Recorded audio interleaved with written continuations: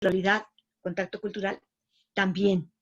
Si hablamos de cambio climático, crisis ambiental, también. Entonces, uno de los grandes problemas o el gran problema de estas nuevas voces es su desarticulación. En un ya de hace muchos años congreso del Consejo Mexicano de Investigación Educativa, se hizo una mesa que se llamaba Las Hermanas Incómodas, donde estaban estas visiones, ¿no? Y estaban discutiendo, y así se autonombraron las Hermanas Incómodas. Insisto, aquí a nivel curricular hay que dar primero una respuesta estructural y trabajar mucho en la articulación, porque un contorno social, ojo, que se convierte en proyecto, ¿cuál va a ser el disparador o en términos de la CLO, el significante vacío que lo va a articular ya como proyecto político social amplio? No lo podemos saber. Pero como esfuerzos, como tareas, como trabajo social, político, académico, curricular, es muy importante trabajar en la articulación de todas estas voces que están en la construcción de nuevas figuras de mundo, de nuevas perspectivas. Y de aquí me voy a ir un poquito a la cuestión de la normalidad. Con cada uno de estos temas nos podríamos quedar un tiempo, ¿no? Y vale mucho la pena hacerlo. Pero bueno, esta es una plática, una conversación amplia, entonces nada más como apuntar ideas, ¿no? La normalidad. A mí para trabajar la normalidad me gusta mucho trabajarlo desde la anormalidad Foucaultiana, desde los anormales de Foucault, ¿no? Entonces, sí, como el mismo Foucault dice en su concepto de acontecimiento, hay un acontecimiento que es el acontecimiento, pero en ese mismo acontecimiento se van trazando rutas, caminos, de cómo se van a ir construyendo me equivoqué en la plática, las regularidades en la diversidad, no en las diferencias, no, en la diversidad, no. En esta multiplicidad de la diversidad, cómo se pueden ir encontrando las regularidades. Bueno, entonces, el asunto aquí sí hay una cierta normalidad, digamos, ¿no? Pero como lente también analítico y político académico, verlo desde la normalidad es muy importante. Por ejemplo, nosotras las mujeres, pues hemos sido anormales. O sea, hoy en día podemos decir que fuimos anormales por mucho tiempo, en la medida en que estábamos dentro de una cierta normalidad que hemos logrado abrir, ¿no? Me decía yo soy mucho de anécdotas, una sobrina, era muy jovencita, adolescente, y estaba muy preocupada por este tema. Y entonces decía de su bisabuela, de mi abuela Antonieta, que fue antropóloga con muchas dificultades en la vida. Tuvo que luchar con muchas cosas para ser antropóloga. Primero porque nuestros papás no la mandaban a la universidad, en fin, decía, mira, tía, yo soy anormal, decía ella. ¿Cuál es mi anormalidad? Todavía no lo sé. Pero vengo de familia de anormales. Por ejemplo, Antonieta, mi bisabuela, era una mujer anormal. O sea, ella no estaba de acuerdo con la normalidad de lo que era ser mujer en esa época. Pero gracias a su anormalidad, tú pudiste ir a la universidad, yo puedo estudiar, estaba creo que en la prepa o en la secundaria, en fin, ¿no? Una reflexión muy interesante. Entonces, sí, yo creo que el concepto de normalidad, sí, como que lo pone uno así, ¿no? Porque se habla de uniformizar, de meter en un molde. No, yo creo que se trata más bien en todo caso, de abrir la normalidad, de dónde están las anormalidades hoy en día, en fin, qué sé yo, ¿no? De pensarlo a mí me gusta, insisto, pensar la normalidad desde la normalidad, De hecho, tengo un trabajito por ahí en mi libro que hicimos hace ya algún tiempo, ¿verdad? Sobre Foucault. Bueno, la formación docente, Olga, sí me parece que el currículum tú dijiste luego hablar de docencia, estoy de acuerdo, ¿no? O sea, la formación docente, primero te referiste a las normales y luego dijiste de la formación docente. Y creo que sí, hablar más bien de la formación docente. Sí, definitivamente hay que pensar el currículo y hay que pensar la formación desde otros parámetros, desde otras miradas, que es un poco lo que estamos intentando y lo que poco a poco hacemos en este seminario, entre otros muchos espacios, ¿no? Entonces, desde luego, porque, bueno, voy a citar un autor extranjero porque fue el que se me vino a la cabeza, pero como diría Herbart, que el pedagogo, para ser pedagogo, nosotros llamamos el pedagogo, la pedagoga, tenía que autoformarse primero, ¿no? Pero eso, digamos, es para todos los, bueno, por supuesto, para todos los seres humanos, pero en particular para quienes trabajamos en la docencia, tenemos que hacer un trabajo de formación, de autoformación, de formación colectiva, porque el juicio docente que tenemos que trabajar cotidianamente en la relación docente-alumno, docente-alumna, es un juicio del más alto nivel de complejidad. Es un juicio que tiene mayor complejidad que si vamos a hacer un juicio sobre una investigación científica que, entre paréntesis y sin paréntesis, le tengo mucho respeto a la ciencia, ¿no? Pero, digamos, si tomamos a Kant en la crítica a la razón pura, la crítica a la razón práctica, el juicio que trabaja en la razón práctica tiene una mucho mayor complejidad que en la razón pura, porque se refiere ya a los seres humanos. Entonces, el tipo de razonamientos, digamos, prácticos y en la práctica docente tienen un alto nivel de complejidad. Por lo tanto, la formación docente tendría que retomar esta complejidad y trabajarla en sus múltiples aspectos. Aquí voy a comentar solamente una cuestión. En la tradición europea, específicamente empezando en escuela alemana, escuela francesa y escuela anglosajona, todas estas cuestiones teóricas se trabajan desde la filosofía en general, ¿no? En la tradición, que ya podemos hablar desde luego de una tradición latinoamericana en múltiples aspectos, y uno de ellos es el pedagógico, el educativo, se abordan las problemáticas desde la filosofía política y desde lo político. Eso es muy interesante, solamente como tradiciones de pensamiento. Y desde luego todos nosotros sabemos que por algo será, ¿verdad? Y con la misma, no con la misma, con sistematicidad y rigurosidad, etcétera, ¿no? Entonces sí, me parece, Olga, que sí se requiere un trabajo, no tengo la palabra, el significante que le dé significado a lo que quiero decir.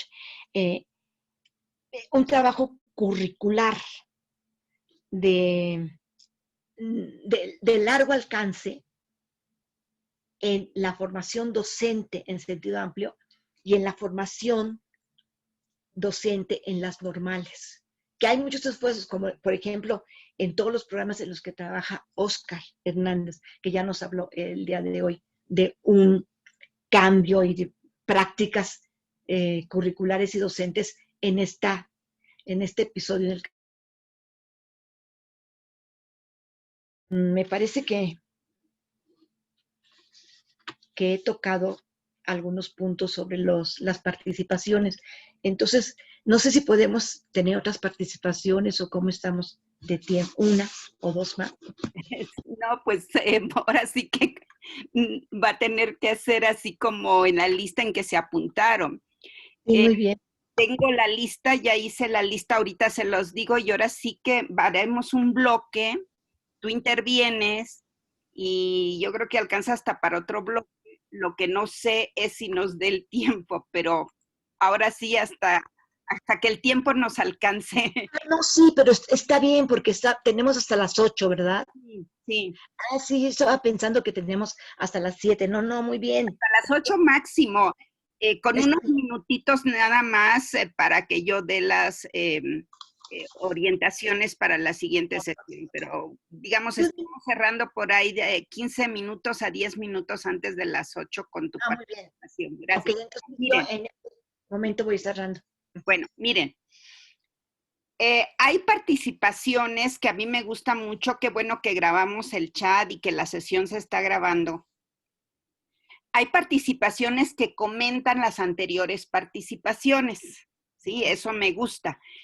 Pero voy a decir los nombres de quienes solicitaron la palabra y que escribieron su reflexión, pregunta o argumento.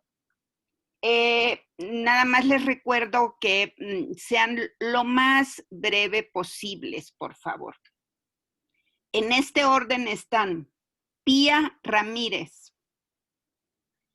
Carolina Arte, Marta Picado,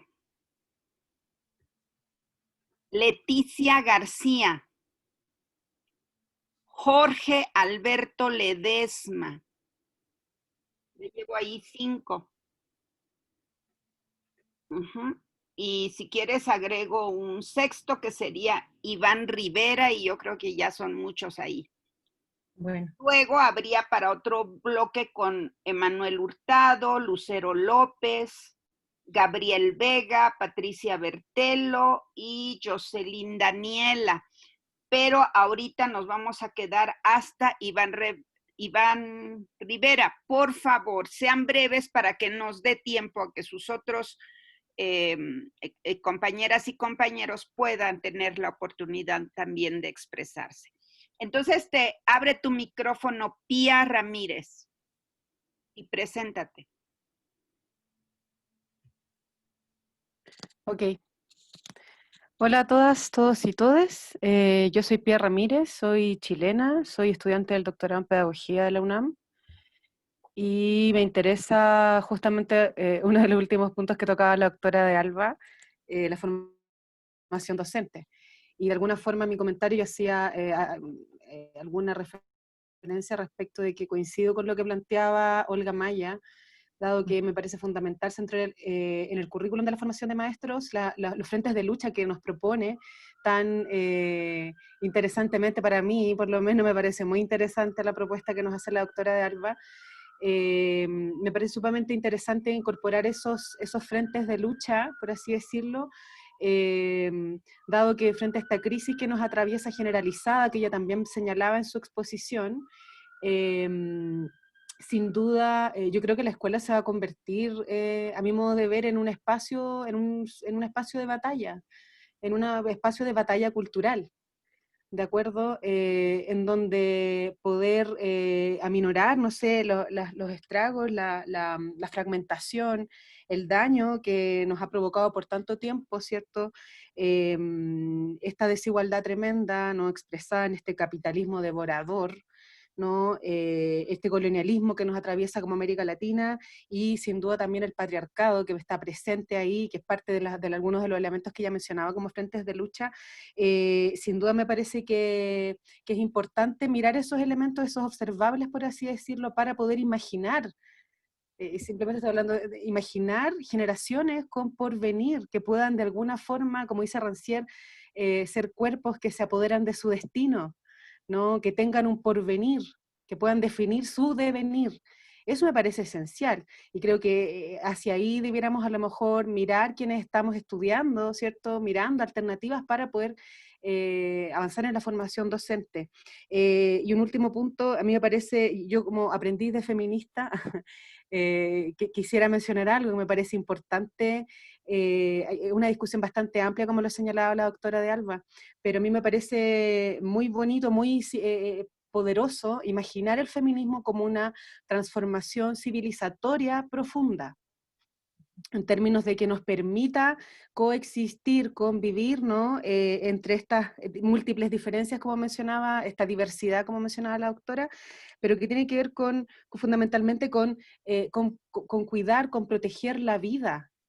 Y ahí es donde las mujeres son clave, nosotras somos clave para la sostenibilidad de la vida, y creo que esta pandemia también ha demostrado, por ejemplo, cómo las mujeres profesoras especialmente, se han visto ahí muy mermadas, ¿no? A propósito de lo que mencionaba mi compañero anteriormente, que tiene que ver con el hartazgo y eso, bueno, no quiero mezclar mucho, pero ahí creo yo que, por ahí quedaría yo, me parece importante mirar el feminismo como una oportunidad, como un espacio de posibilidad, para esta transformación civilizatoria profunda que implique la protección de la vida y de otras existencias, ¿no? Ya sea de las mujeres, de los grupos LGBTQI+, del medio ambiente, de nuestros pueblos originarios, entre otros temas, ¿no? Y una última cosa antes ojalá pudieran compartir el video de la presentación de la doctora Alicia, que igual yo tuve algunas dificultades de sonido en algún minuto, sería genial poder escucharla con mayor detención y poder ahí poner atención.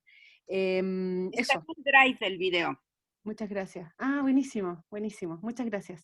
Bueno, gracias, Pía. Sigue Carolina Arte. Acuérdense, lo más breves que puedan. Carolina, abre tu micrófono, por favor. No, realmente era solo una aportación respecto a la nueva normalidad, pues también coincidiendo con cuestionar este término de que precisamente la normalidad conlleva a ciertas exclusiones y marginaciones sociales, y también pues pensar el espacio de la escuela, cómo a partir de eso se ha reconfigurado, pues con experiencias del uso del tiempo, ¿no? Se ha un poco, no sé si pervertido sea la palabra, pero pues los espacios que tenían los estudiantes, de qué momentos eran de estudios, qué momento era de convivencia, incluso regresando de escuela, pues qué espacios eran de ocio, ¿no? Y como que esos espacios se han entremezclado, que pues en esta nueva normalidad o la categoría que se le dé, pues habría que pensarlo también. Muchas gracias por tu reflexión, Carolina. Ahora le damos la palabra a Marta Picado. Abre tu micrófono, Marta, de Costa Rica. Buenas noches y muchas gracias. Mi nombre es Marta Picado, de Costa Rica. A ver, en mi país hay un proyecto o proyectos hegemónicos estructurados, fracturados políticamente. Y no alcanzamos a estructurar un proyecto alternativo contestatario. En ambas direcciones los liderazgos están desgastados y deslegitimados ante las mayorías. Una anomia total que nos tomó tarde, diría yo. Las voces están desarticuladas y la resistencia de otros tiempos muy debilitada, con una crisis de la institucionalidad también. Entonces, desde este panorama, ¿cómo colocar nuevas prácticas y procesos curriculares abiertos a las diversas voces? Y mi pregunta es, ¿conocen experiencias o planteamientos teóricos al respecto para poder avanzar? Gracias. Muchas gracias por tu pregunta desafiante y compleja, Marta. Le doy la Así es mi país. Sí. Le doy la palabra ahora a Leticia García. Muchas gracias. Buenas tardes. Yo trabajo en la Facultad de Estudios Superiores Acatlán y a mí me gustaría comentar sobre uno de los últimos puntos que nos hablaba la doctora acerca de estar atentos a no normalizar la desigualdad. Pero a mí me parece que de pronto hay una contradicción en los discursos y pongo dos ejemplos concretos. Por un lado, al profesorado, ¿no? En la práctica docente nos piden que no olvidemos a los estudiantes y que además creo que no es necesario que nos los pidan para poder tomarlos en cuenta en nuestra práctica docente. Pero al mismo tiempo existen discursos y prácticas como pedir informes cada 15 días, ¿no? Por cada materia, y por cada grupo que se tenga para llevar un seguimiento, le llaman desde la dirección, para saber si estamos llevando a cabo el trabajo educativo. Por otro lado, ¿no? Decía que iba a mencionar 2 ejemplos, porque justamente en mi facultad se han dado también, como desafortunadamente en otros espacios, ¿no? Diferentes eventos de discriminación y desigualdad y violencia de género, y de manera reciente se les hizo llegar al profesorado un decálogo acerca del comportamiento que se esperaría de ellos y de ellas respecto a el comportamiento, ¿no? Con la utilización de las tecnologías de la información y la comunicación respecto al estudiantado. Sin embargo, la respuesta ha sido desde la misoginia, los chistes, la violencia verbal, y en donde, por un lado, tenemos la legislación a nivel de la universidad. Se supone que estamos llevando a cabo acciones contra la violencia de género, y lo que vemos en lo cotidiano son este tipo de expresiones. Entonces, me parece que esta cuestión de no normalizar la desigualdad es un elemento importantísimo que ojalá, si alguien tiene los cómo, ¿no? Nosotros hemos intentado algunas cosas, pero si tienen algunos otros cómo, serían de mucha utilidad, porque creo que se va avanzando de a poquito, pero justo en ese avance hay un desgaste tremendo. Ahí me quedaría. Gracias. Leticia, perdón, los 2 ejemplos, o sea, un ejemplo es que por un lado está la idea de que hay que poner en el centro a el estudiantado, ajá, pero al mismo tiempo lo que importa es que entregues los informes cada 15 días, porque si no los entregas, también como profesor de asignatura es un tache para tu práctica docente. Por el segundo ejemplo es esta cuestión de género, que por un lado impulsamos, trabajamos un decálogo para el profesorado, y lo que se obtiene de mínimo son los chistes y la violencia verbal de manera cotidiana, ¿no?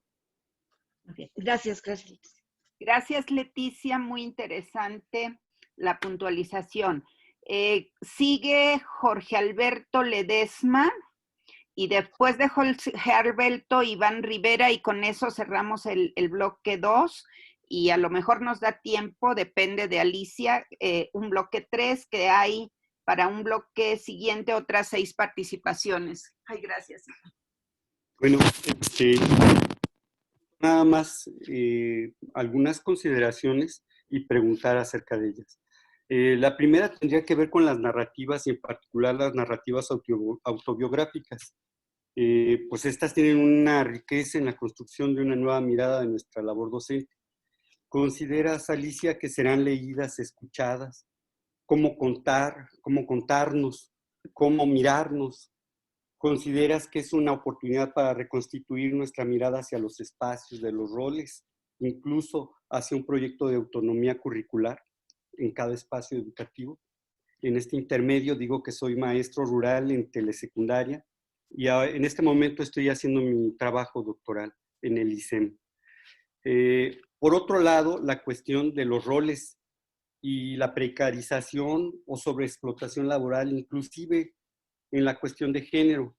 ¿Hasta dónde se exhiben las diferencias de todas las que hemos hablado de pobreza, riqueza?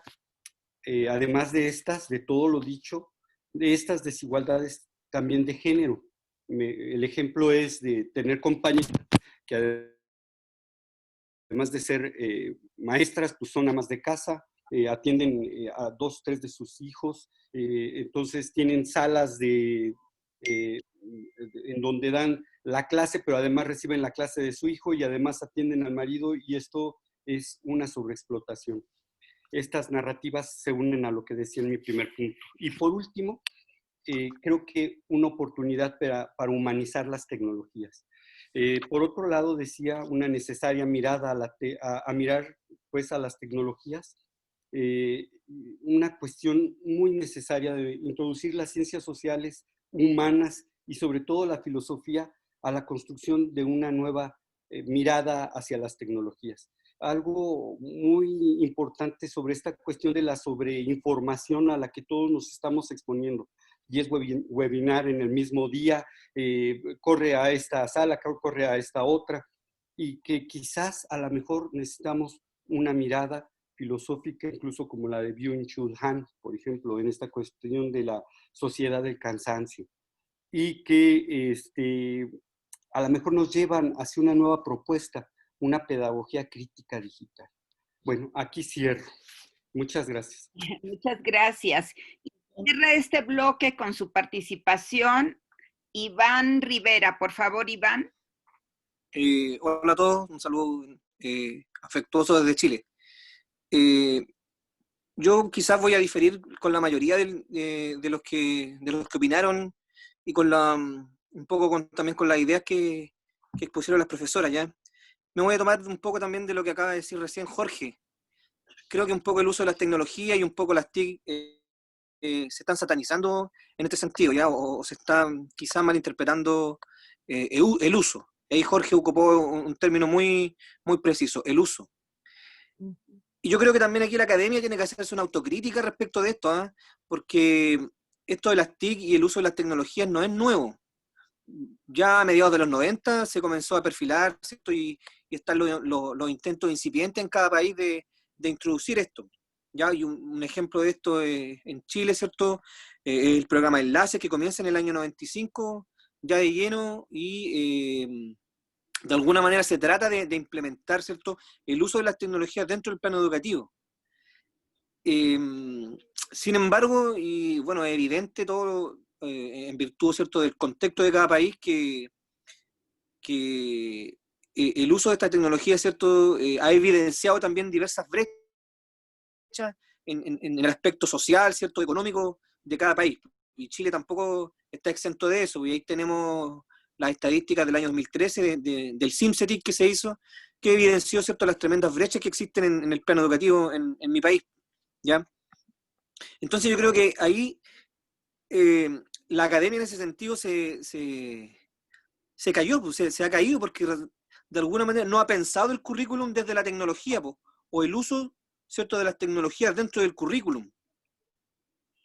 Y yo creo que ahí se debería reflexionar, la academia debería reflexionar cuál es la autocrítica que ella se hace respecto de no haber pensado, no pensar un currículum con las tecnologías, porque su uso, ¿cierto?, como decía Jorge, en el fondo implica, ¿cierto?, también el desarrollo de ciertas habilidades cognitivas, ¿ya?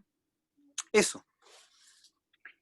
Muchas gracias, Iván. Bueno, Alicia, tienes un abanico de reflexiones, preguntas. Adelante, tienes la palabra.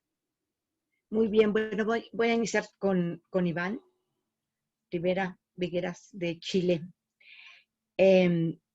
Justo decía en la plática videograbada que desde 1996, de quienes estamos aquí, estuvieron la doctora Ana Laura Gallardo, que era casi una niña, y la doctora Berta Orozco y yo, en el coloquio de currículum universitario e innovación tecnológica. Tuvimos 3 coloquios en esa década, este fue el último. Desde este lejana década de los 90 del siglo pasado, afirmé, ya sosteníamos que Internet como un elemento nodal, como una columna vertebral de las tecnologías, desde luego, era constitutivo, es constitutivo y sería constitutivo en aquel momento, decíamos, de los sujetos sociales del siglo XXI. Entonces, sí, desde luego hay que trabajar en el uso, precisamente el uso, porque las tecnologías por sí mismas o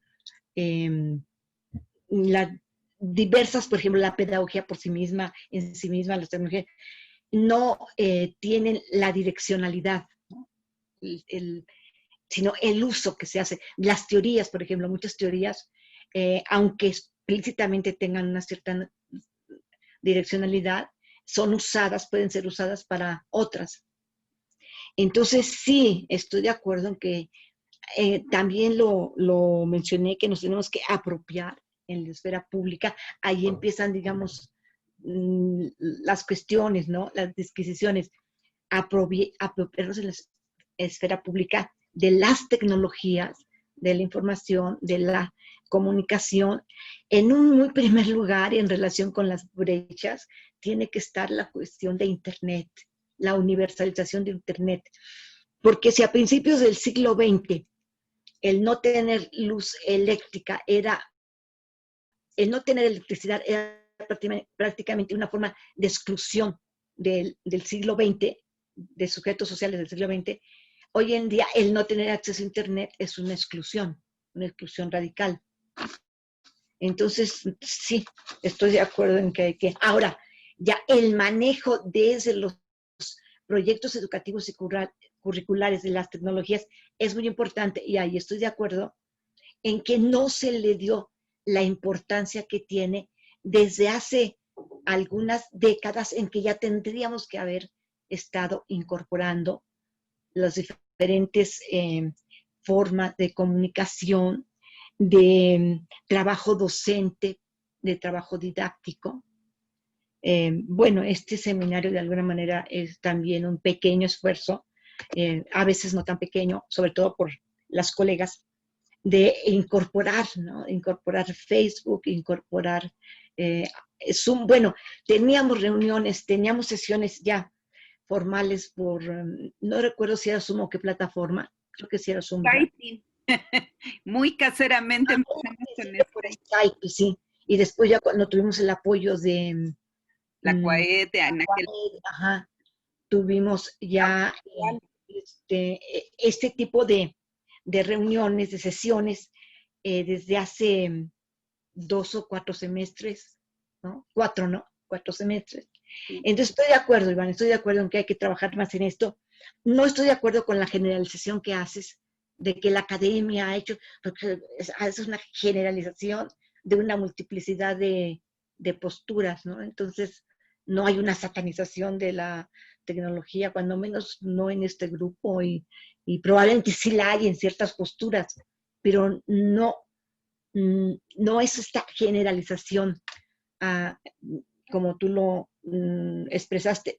En todo lo demás estoy de acuerdo, pero no en la generalización, ¿no? Y sí, yo insisto, o sea, Internet y todo lo que va con Internet, ¿no? Es constitutivo de los sujetos sociales del siglo XXI. Estamos terminando la segunda década y a punto de empezar la tercera, y entonces sigue siendo un elemento radical de exclusión. O sea, brecha se oye tal vez más, sí, pero esa brecha implica, hay otras brechas que a lo mejor no implican esta radical exclusión, pero Internet sí. Por ejemplo, en las diferentes generaciones,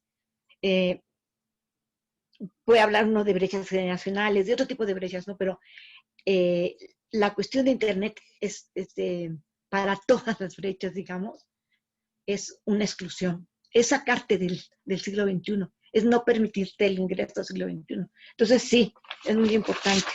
Y por supuesto, esto que estamos trabajando en esta sesión y en todas las sesiones de este seminario y de otros, pues lo tenemos que ir enriqueciendo, sobre todo desde la perspectiva didáctica, en la cual entra, ¿quién lo mencionó? Jorge Alberto, la cuestión de las ciencias sociales y sí, Jorge Alberto, las ciencias sociales y las humanidades en relación con la tecnología. Bueno, pues la cuestión didáctica cobra una importancia nodal y tiene que ver con esta relación, con el intercambio, con la discusión, con los procesos de identificación. Y sí, hay una forma de expresarlo, ha sido lo presencial versus la virtualidad. Y es cierto, nosotros nada más nos estamos viendo las caras en el buen sentido ahorita, ¿no? El día de hoy. Porque no podemos, sí, en el buen sentido, no podemos ver muchas de nuestras expresiones corporales, en fin. Pero estamos teniendo una interacción personal, una interacción cara a cara. Por eso yo insisto en que la relación entre lo presencial y lo virtual, la virtualidad y la presencial, no es tan sencilla, ¿no? Ahorita se están produciendo elementos de aprendizaje, de identificación, de diálogo, de disentir, de estar de acuerdo, sí, estamos en un proceso pedagógico, en un momento didáctico por excelencia.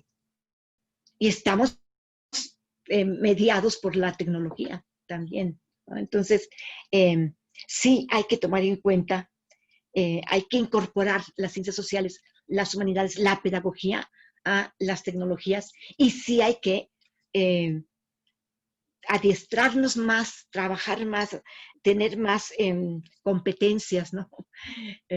Más habilidades en la cuestión tecnológica y estar en esto cotidianamente, porque es muy importante, o sea, es parte de la realidad del siglo XXI, no podemos ignorarlo.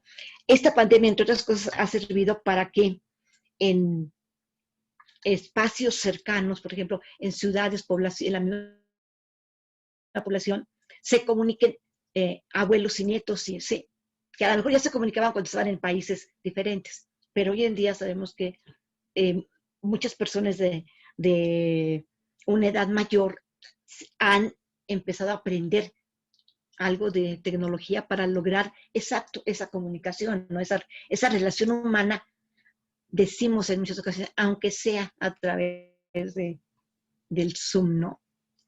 O de las plataformas se llaman. Bueno, esto de las narrativas autobiográficas, wow, es que también ese es un tema, súper tema. No me quiero extender mucho, Jorge Alberto. Oye, Jorge Alberto, por cierto, tú y yo nos conocemos de otro seminario. Sí, estuvimos en Claxo con Anita en una semana. Fue excelente. Por cierto, perdón, ayer marqué sin querer. Ya se enteró todo el mundo, pero bueno, sí, ahí estuvimos en ese seminario de Claxo. Por cierto, bastante bueno. Sí, no te preocupes. Sí, claro, sí es Jorge Alberto, no sé si es.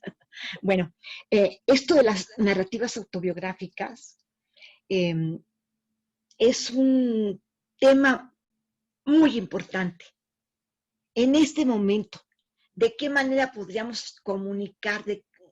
¿Cuál sería como una de las formas óptimas de publicar cómo estamos viviendo esta situación? Si no es a través de un escrito autobiográfico.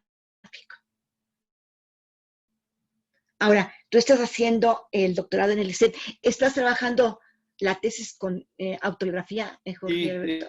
Es sobre narrativa autobiográfica y fueron con 9 casos, 3 de 3 normales, 3 por 3, 9, que fue en la Escuela Normal Indígena de Michoacán, la Escuela Normal Rural de Tenería y la extinta Escuela Normal de Xochimilco. Fueron 9 maestros, 3 de cada uno de esos espacios. ¿Estás trabajando en las autobiografías de los 9 maestros? Sí, sobre la autobiografía y la cuestión de la práctica docente y la identidad. ¿Y tú has hecho tu propia autobiografía?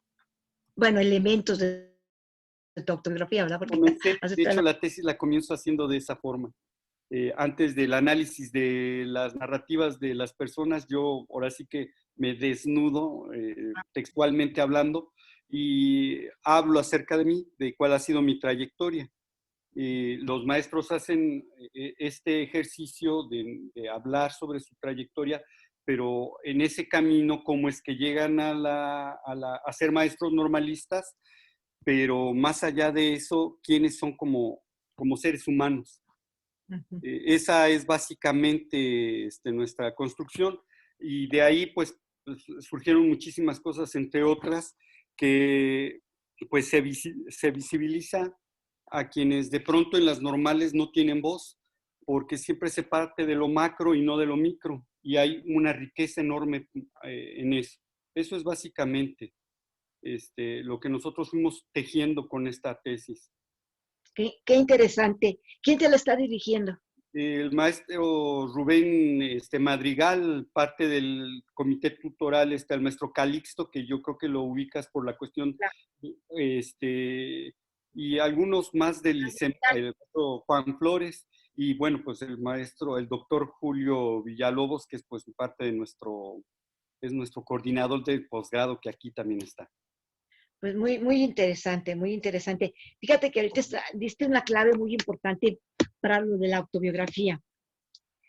Cómo la autobiografía conecta, articula de manera inextricable, podríamos decir, la construcción de uno mismo como ser humano y el lugar desde donde te estás refiriendo a tu autobiografía. Claro. Por ejemplo, la docencia, la investigación o cualquier otro espacio desde el cual se construya la autobiografía. Entonces, es esa relación, insisto, inextricable entre tu propia construcción como ser humano y cómo llegaste a. Nosotros estamos haciendo un ejercicio muy inicial, ¿verdad, Berta y Ana? En un seminario interesantísimo que tenemos de didáctica. Y hicimos ese ejercicio, contar cómo llegamos a la docencia y en donde estamos a partir de la autobiografía, ¿no? Pero bueno, somos novatas. Y Conchita también, no sé si todavía está Conchita. Sí, dice Pero que le estaba Conchita, sacando el internet, pero creo que ya se reconectó, creo. Sí, pero también está Conchita. Conchita Sí. Solo que lo está. apago porque si no, me saca. Apago la... En este seminario de didáctica. Y Conchita y yo, a su vez, estamos en un seminario de historias de vida. Estamos ahí incursionando poco a poco, pero me parece muy, muy importante la autobiografía.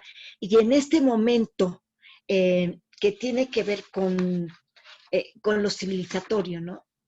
Decían una transformación o como hacia lo civilizatorio. Bueno, una transformación civilizatoria o epocal, el trabajar con la autobiografía es muy importante, muy, muy importante. Y en este momento nos tendríamos que dar un espacio para hacer escritos autobiográficos, cómo estamos, nuestras respuestas, nuestras reacciones ante esta situación de la pandemia. Bueno, te digo que sobre autobiografía nos podríamos quedar mucho tiempo y abrir todo un espacio de las diferentes posturas, escuelas, en fin, en esta materia. Pero desde luego considero que es muy importante en este momento trabajar con las autobiografías. Es muy enriquecedor, te aporta una información, te aporta, información, te aporta la comprensión de ciertos procesos a los que no tienes acceso de otra manera, o es un acceso muy limitado.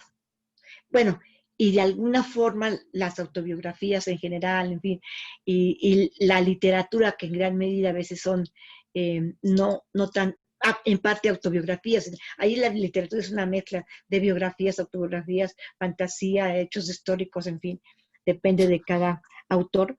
Y lo atrapan a uno mucho porque te jala justo la cuestión de la construcción humana, ¿no? Cómo se construye un personaje, sus características, sus formas de actuar, su bondad, su maldad, su ingenuidad, sus paradojas, en fin. Bueno, sí, definitivamente considero que las narrativas autobiográficas son muy importantes en este momento. Tú también, Jorge Alberto, mencionaste la desigualdad de género, que también mencionó Leticia García de la FES Acatlán en los dos ejemplos que ya nos dio. Uno fue la discriminación, desigualdad y violencia de género, y cómo reacciona a estas disposiciones e iniciativas institucionales, las respuestas de misoginia, chistes, violencia verbal. Entonces, yo lo que quiero marcar aquí es sí, ¿y por qué? O sea, ¿por qué estos esta misoginia, estos chistes, esta violencia verbal? ¿Por qué esta dificultad? ¿Por qué esta como toparse con una pared, ¿no? Como estar dando de golpes en la cabeza con una pared? Porque es algo estructural. Creo que esto es una cuestión muy importante. Estas voces, muchas de estas voces están hablando de los cimientos, de los grandes pilares de la cultura y de las culturas en el mundo hoy en día. De cómo los 4, 5, 6 grandes pilares que a partir de los cuales se han construido culturas, sistemas políticos, sociales, que han cambiado, pero que los pilares no han cambiado, que son parte de la estructura que hoy en día tenemos voces, movimientos, programas, acciones que están luchando y haciendo acciones para erosionar y también para golpear esas estructuras. ¿Sí? Y tenemos también las reacciones del otro lado, ¿no? Las reacciones que no, yo no quiero que esto cambie. Y ahí vienen los chistes y vienen una serie de respuestas que dice uno, bueno, ¿cómo es posible? Pero que causan molestia, ¿no? Que ya a uno le molesta. Dices, ay, no, yo por favor esto no lo soporto. Entonces ya hay situaciones que son, que esperemos, digamos, ¿no? Que esperemos que sí se pueda romper, se puedan ir rompiendo. Si no se pueden romper así de cada vez erosionando más, ¿no? Las estructuras.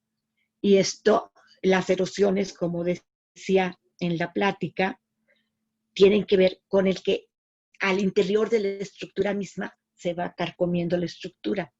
Entonces, nosotros estamos dentro de esas estructuras que estamos atacando y el trabajo, por más, digamos, poco alcance que consideremos que tiene, pues va teniendo alcances en la medida en que sí se va logrando esta erosión de estructuras, ¿no?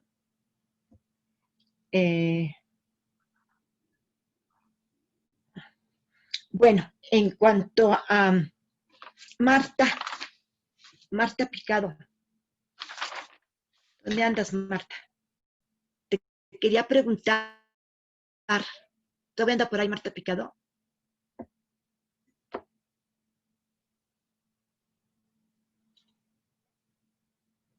Le quería preguntar a Marta, ¿dónde andas? Aquí estoy.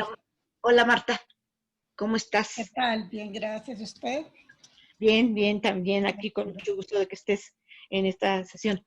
Mira, quería que me explicaras un poquito más el asunto al que te referiste. ¿Qué le explico? A ver, yo siento una crisis estructural, en donde políticamente los sectores están fragmentados, en donde no tenemos la suficiente fuerza alternativa para hacer valer nuestras voces. Tenemos una frágil organización y una frágil, más bien una deslegitimación en los liderazgos, sobre todo de los liderazgos alternativos. Entonces, ¿cómo ir construyendo ese tejido social que nos permita tener luego una alternativa que podamos luego retomar en un proyecto curricular? A ver, ¿cómo digo esto? Los niveles de pobreza son muy altos, ¿verdad? Para nosotros que hemos estado acostumbrados a un porcentaje de pobreza que no pasa del 17-18% de la población, a tener casi el 30% es sumamente fuerte. Las capas medias están siendo súper golpeadas, ¿verdad?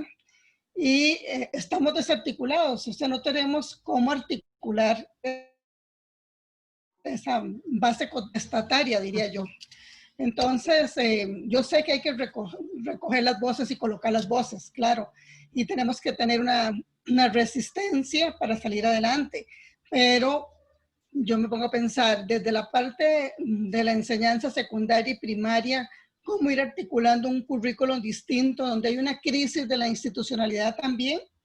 El Ministerio de Educación Pública está deslegitimado, las autoridades deslegitimadas, las universidades prácticamente están siendo no silenciadas, pero sí de alguna manera restringidas en sus presupuestos y en sus posibilidades de opinión, ¿verdad? Antes yo le puedo decir que las universidades jugaban un papel de liderazgo en el manejo de los problemas sociales y políticos y económicos y culturales del país. En este momento no lo pueden jugar porque si acaso están sobreviviendo, ¿verdad? Ante lo que estamos pasando. Entonces, desde esta anomia, desde esta crisis, cómo ir releyendo esas realidades y cómo ir colocando currículos distintos, ¿verdad? Alternativos, por decirlo de alguna forma.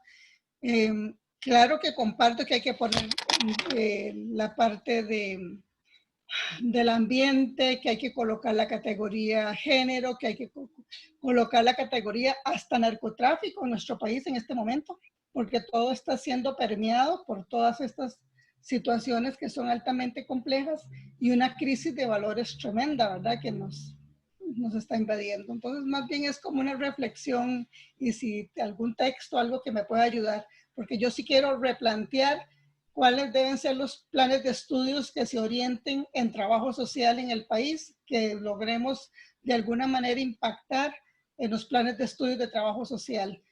Y desde ahí es por donde anda mi reflexión y por donde quiero leer más al respecto. Muchísimas gracias por la atención. Gracias, Marta. Mira, también sobre estas cuestiones que acabas de puntualizar, podríamos trabajar un seminario completo, en fin.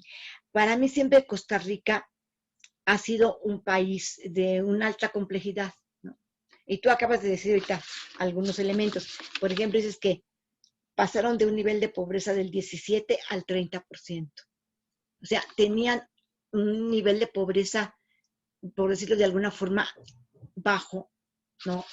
Me parece que no de pobreza extrema, con una capas medias o clases sociales medias muy amplia, muy grande en el país, digamos, la mayoría, por decirlo, es un país que no sé si, hasta donde yo tengo entendido, todavía no tiene ejército, ¿no? O sea, ¿cómo se dice todavía, me parece hoy en día, que es la Suiza, ¿no? De América Latina. Sí, por el estado de bienestar, ahora, es muy, muy difícil dar respuesta a las preguntas porque, como lo mencionó la doctora Berta Orozco, estás haciendo planteamientos muy de fondo.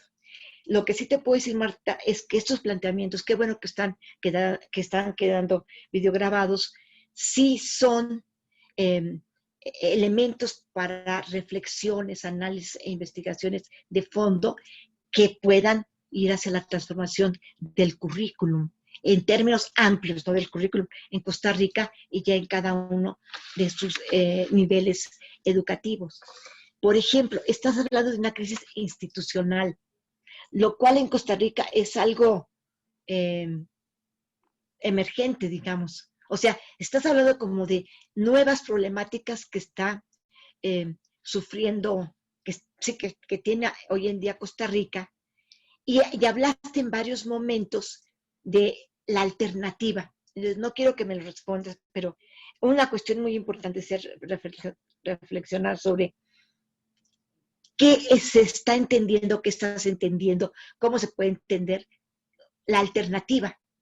¿Sí? O sea, el que te lo estés planteando ya es un avance muy importante, ¿no? Pero ahora, ¿qué sentido, qué dirección puede tener esa alternativa, ese pensamiento alternativo?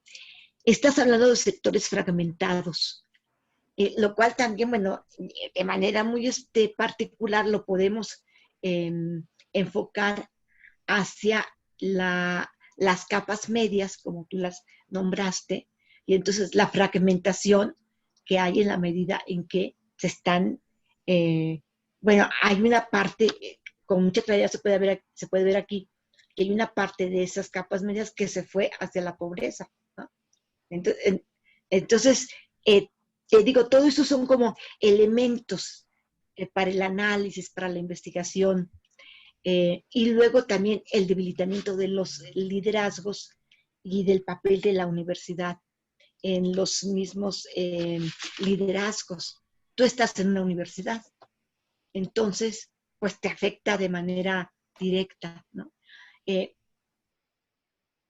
Desde luego yo no tengo respuestas tal cual, pero lo que sí te puedo decir es que estás planteando todo un proyecto de análisis y de investigación curricular, principalmente en este plano que le llamamos de sobredeterminación curricular, ¿no?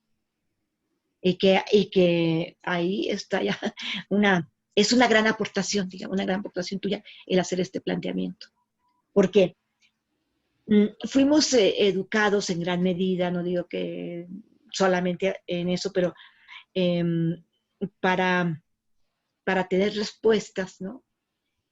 Pero no para hacernos preguntas, para plantear preguntas. Entonces, el plantearte esas preguntas es una cuestión intelectual muy importante. Bueno, Berta, terminábamos con Marta, ¿verdad? Sí, porque ya empezó con Pía Ramírez, que más bien hizo comentarios e hizo algunos énfasis de tu exposición, que me pareció que hizo comentarios que integraban mucho, me pareció interesante, y luego Carolina Horta, que hablaba sobre el uso de los tiempos en la escuela. Sí, perdón, me faltaban Pía Ramírez y bueno, algunas cuestiones sobre claro, yo estaba buscando hace rato esto, y lo habías dicho tú, Pía, sobre la formación docente como un espacio de batalla cultural. Sí, yo creo que es un espacio de batalla cultural, que ha sido un espacio de batalla político-cultural, ¿no? Político en el sentido más amplio, no necesariamente una cuestión partidista, puede ser o no partidista, pero sí en sentido amplio de lo político, lo que marca, lo que señala qué es lo que se quiere, lo que marca qué es lo que no se quiere, con qué es lo que no estás de acuerdo. Decía Ernesto Laclau en sus clases, brillantes clases en Essex y en otros espacios donde yo lo seguí durante varios años, decía que siempre se daba la exclusión. Entonces me dice, ay, ¿cómo la exclusión? Dice, siempre excluyes algo, no puedes incorporar todo, ¿no? Entonces, esto es muy importante en cuanto a las luchas, las batallas, ¿no? Culturales, político-culturales, político-académicas. Y él ponía ejemplos muy drásticos, ¿no? Decía, bueno, yo excluyo de mi pensamiento de una articulación política fuerte que sea hegemónica o tienda a ser hegemónica, excluyo el nazismo, excluyo el racismo, ¿sí? Entonces, siempre excluyes algo, ¿no? Entonces, sí es una batalla, la formación docente, insisto, es una batalla cultural, y no solo cultural, sino político-cultural. Y en la medida en que el currículum es político, no político-cultural, todo el trabajo curricular es un trabajo político-académico, digamos, ¿no? Pero en este sentido amplio. Insisto, que puede ser en algún momento acorde a cierto programa político de un país, de una región, pero no necesariamente, sino en el sentido más amplio de lo político. Tú, Pía, mencionaste la cuestión de, era la palabra que usamos, la transformación civilizatoria. Y yo puse transformación epocal. Esto es muy importante, no lo dije en la plática, no lo he mencionado, me parece que no lo he mencionado, o no estoy segura, en toda esta segunda parte, que estamos en un momento de un cambio de época, de un cambio, algunos llaman un cambio epocal, un cambio civilizatorio. Entonces, como muy pertinente tu señalamiento, ¿no? De estar en una transformación civilizatoria o transformación epocal. Sí.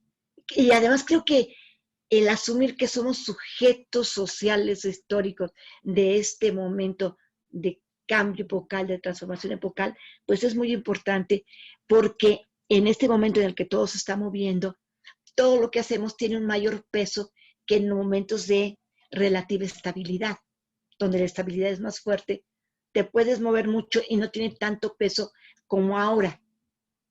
Las acciones se van a una dirección o se van a otra, fortalecen una postura, otra postura, una visión, otra visión, ¿no?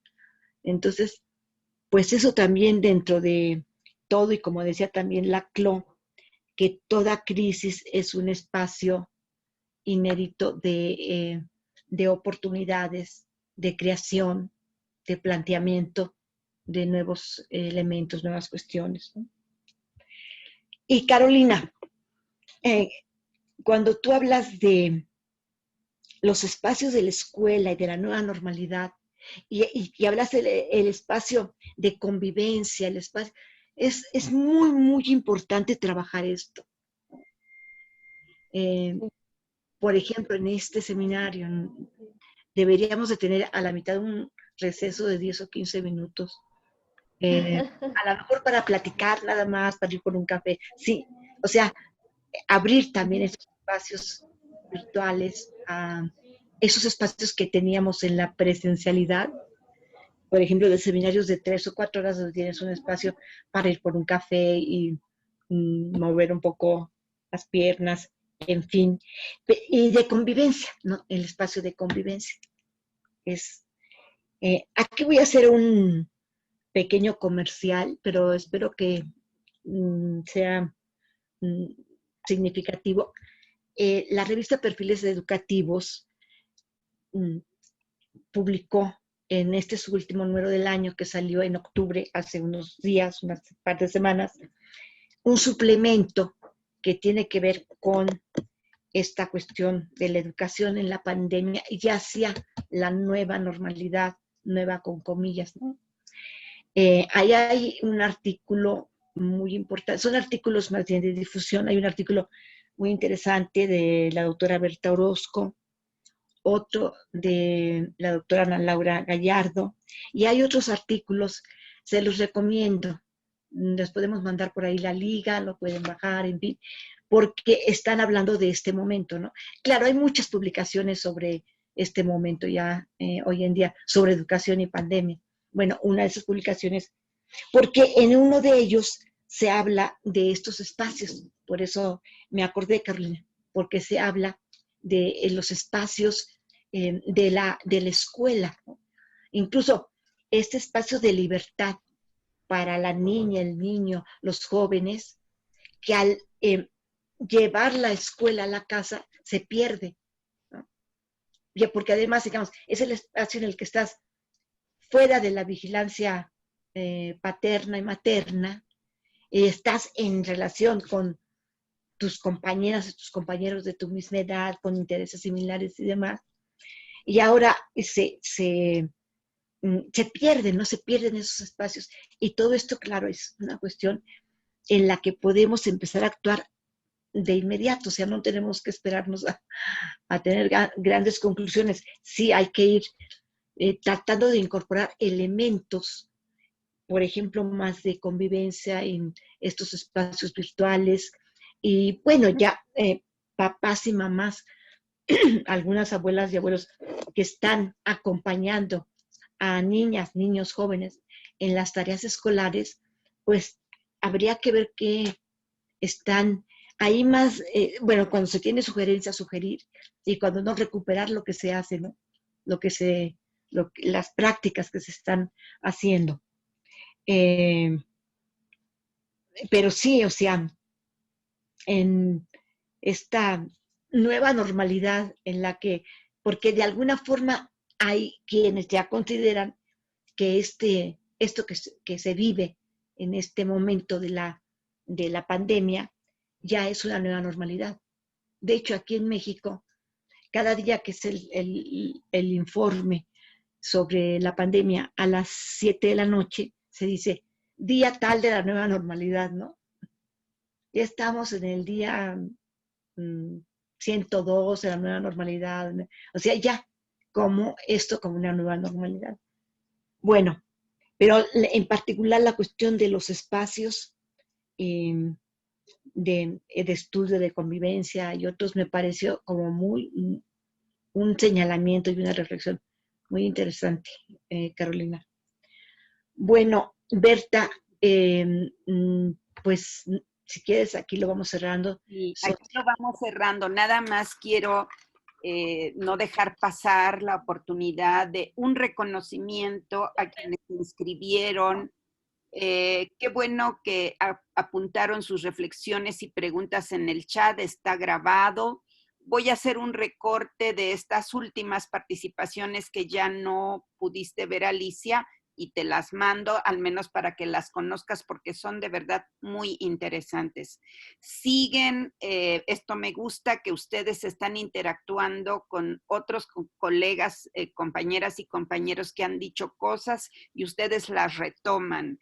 Ahí se ve que está circulando la red de la comunicación aquí en el chat. Bueno, solamente un reconocimiento porque ya no tenemos más tiempo. A quienes se anotaron con sus comentarios. Emanuel Hurtado, Lucero López, Gabriel Vega, Patricia Bertelo, Jocelyn Daniela, Cindy Corrales, Verónica Castelazo, Ada Bárcenas, Ángel Salazar,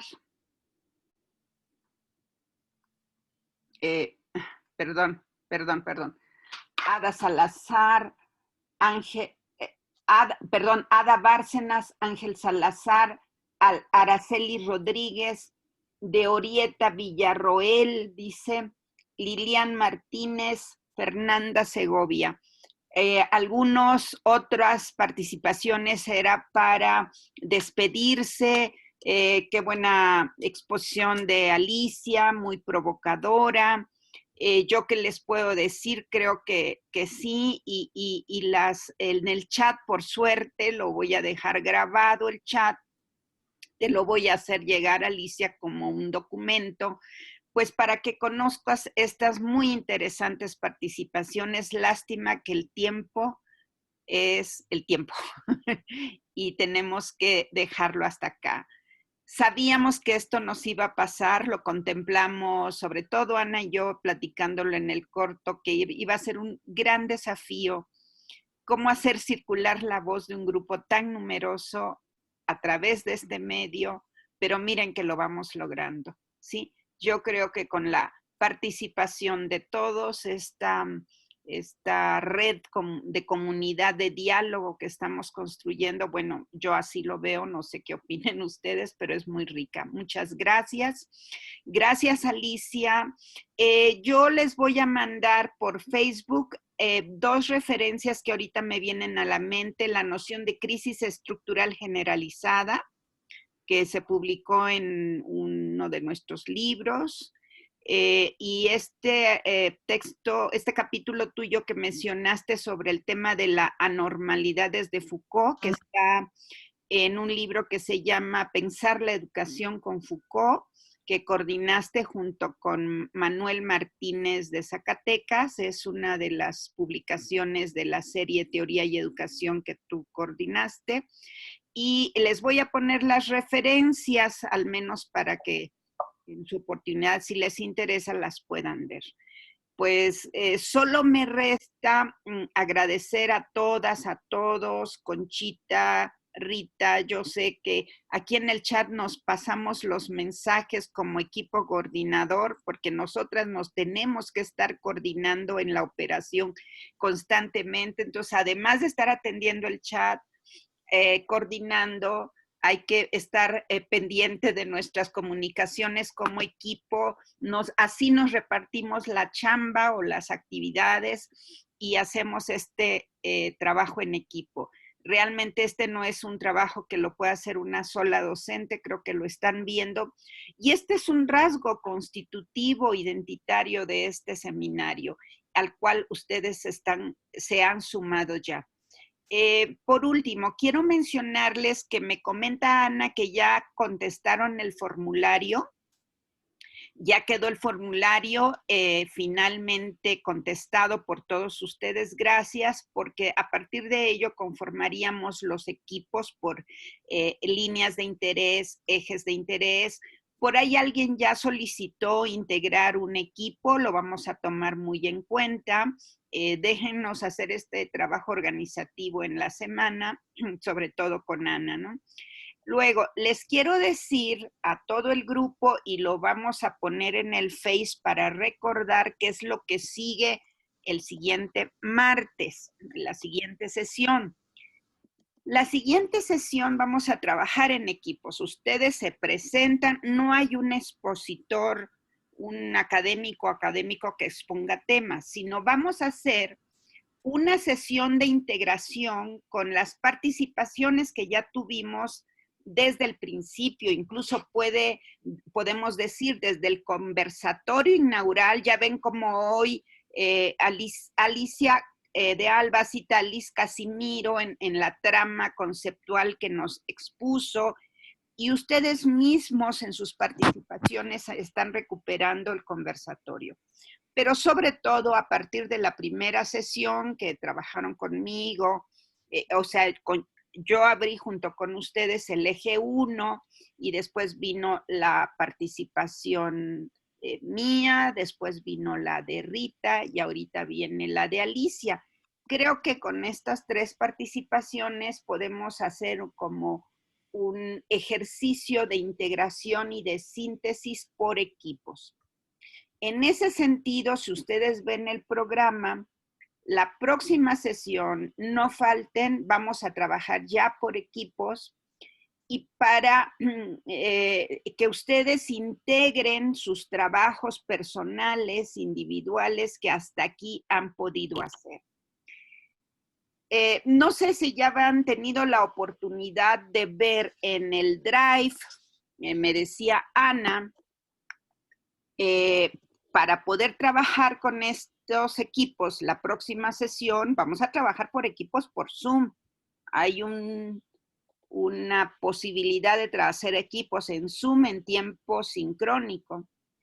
Pero en la semana valdría la pena que ustedes fueran haciendo su trabajo personal para integrarse al equipo dentro de 8 días. Y Ana me recordaba que en el Drive yo puse un documentito, una sola paginita para mi sesión de la lectura de la realidad, pero que se puede hacer integrado el ejercicio con las 3 participaciones, la que tuvimos conmigo, la que trabajaron con Rita Angulo hace 8 días y esta participación que nos ha ofrecido Alicia. ¿Cómo integramos? ¿Cómo hacemos una síntesis? ¿Cómo decimos, bueno, ¿y dónde estamos parados hasta aquí para poder seguir con el programa? Y en este documentito mío que se llama Secuencia Didáctica, repito, fue pensada para mi tema, yo se las ofrecí, pero Ana sugiere que tiene 3 recuadros, no sé si lo alcanzan a ver, 1, 2 y 3. En el recuadro 3 hay 3 opciones de actividades, son sugerencias. ¿Cómo ustedes pueden hacer un ejercicio personal de estas 3 opciones? No tienen que hacer las 3, solamente elegir una o inventar otra que se les ocurra, pero aquí yo les pongo, ya sea hacer una recensión de las 3 sesiones o autograbarse un videíto de unos 3 a 5 minutos tratando de integrar estas sesiones. Y luego la opción 3, que no sé si les llame la atención, probablemente no, pero yo la metí. hacer un collage con imágenes, dibujos, recortes de periódicos, de noticias o de revistas para expresar plásticamente, es decir, no con texto escrito, sino de manera plástica, como a mí me encantan las artes plásticas, les estoy sugiriendo un collage, pero no es nada más una ocurrencia, una opción. La tercera opción, en donde integren, en síntesis, se trata de que ustedes en la semana piensen, integren en un documento. Sería bueno que llegaran a la siguiente semana con un trabajo de integración personal para que lo compartan en los equipos que trabajaremos la próxima sesión y que entonces, la próxima sesión, como ustedes lo ven en el programa, no hay un tema a exponer en particular, sino vamos a hacer esta sesión de integración y de síntesis por equipos el próximo martes 27. No sé si haya alguna duda o pregunta. De todas maneras, en el Facebook vamos a repetir la indicación y las opciones de actividad que pueden hacer por escrito o por collage o por videograbación. Si no tienen tiempo de ponerse a escribir, pues se autograban y con eso pueden participar. Es como anticipar el trabajo que haremos. Repito, para integrar estas temáticas, estas ricas temáticas que estamos trabajando en estas 3 semanas ya. Ya ha sido un trabajo muy intenso. Pues si no tienen alguna duda, alguna pregunta. Berta. Sí. Estaba pendiente la petición del grupo del video del trabajo de la operación pedagógica que promovió Alicia hace una semana, creo. ¿Te acuerdas? Por aquí está en el chat. Ah, bueno. Bueno, le voy a decir el video. Creo que ya Ana lo mandó, pero no estoy segura. Pero se lo pregunto a Ana porque ya sabes que ella es la que sube los materiales. Pero yo le recuerdo a Ana. Ana se tuvo que dio disculpas, nos ofreció disculpas y me pidió que les dijera al grupo que se tuvo que retirar porque tenía que entrar a una reunión del equipo de investigación de los estados del conocimiento del COMI en México. Es un proyecto también fuerte y pues a las 7:30 ya tenía la otra reunión, entonces fue a atender ese otro frente Ana, pero les dejó sus saludos y su despedida. Y en relación a este video de la operación pedagógica de Alicia, que sobre todo ella mencionó hoy el tema de cómo la didáctica surge, emerge con fuerza su presencia, no porque hubiera estado relegada, más bien estaba ahí como las bambalinas, pero hoy la didáctica cobra una...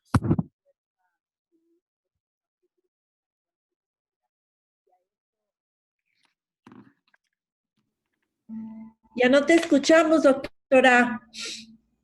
Ya no te escuchamos. No, algo moviste en el micrófono y ya no te escuchamos.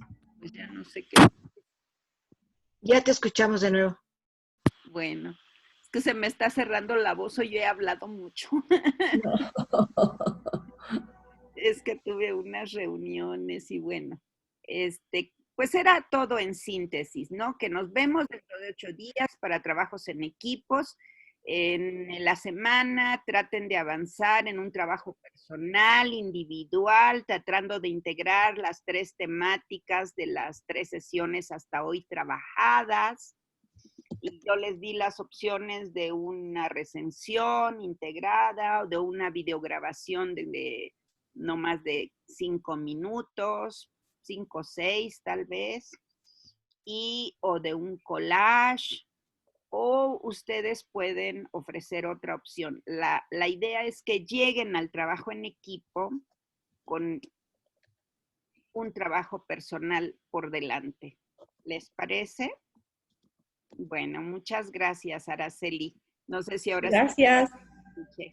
Hasta luego. Ya no Cuídense sé. mucho. Muchas Gracias, doctora. gracias. Alicia. Saludos. Dime, Berta. Gracias. Hasta pronto. Bye, hasta luego. Un abrazo a todos. Hasta luego. Nos vemos. Bye, Bye, bye. Buenas noches, Gracias. descansen. Chao. Placer escucharla. Bye. Hasta luego. Buenas noches.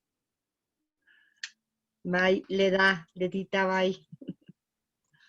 Bye, Nora, Dari. Hasta luego, gracias. Me quedo de escucharte, pero bueno, para la próxima. Hablaremos, gracias. Lucero, ya se fue Lucero. Ay, Lucero, voy a leer lo que escribiste, te lo voy a Mañana comentar. nos vemos, doctora. Hasta luego. Sí, nos vemos mañana, Lucero, bye.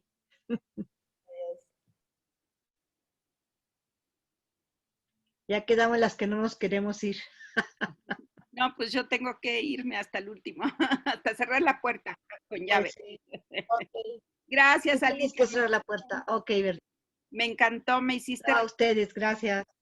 tus producciones desde los 90. Nuestras producciones desde los 90. Bueno, Ya. nos vemos, Rita, querida. Descanses, Rita. Chao, igualmente. Chao, Bye. Rita, bye. Bye, Paulina. Ahí está Paulina, ¿verdad? Ah, Felicidades Gracias. por tu examen el viernes.